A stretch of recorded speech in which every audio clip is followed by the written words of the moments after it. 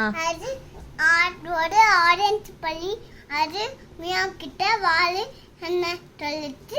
அப்பதான் அது போய் குரங்கு கிட்ட வால் வேணும் சொல்லிச்சு.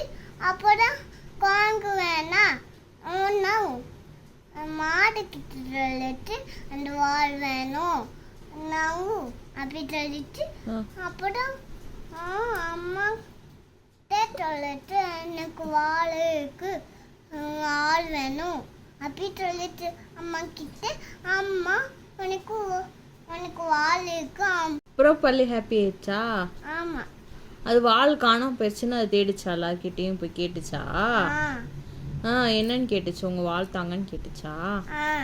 அதுக்கு அவங்க எல்லாம் என்ன சொன்னாங்க? உனக்கு வால் மட்டும் உனக்கு குட்டி வால் இருக்குல்ல உனக்கு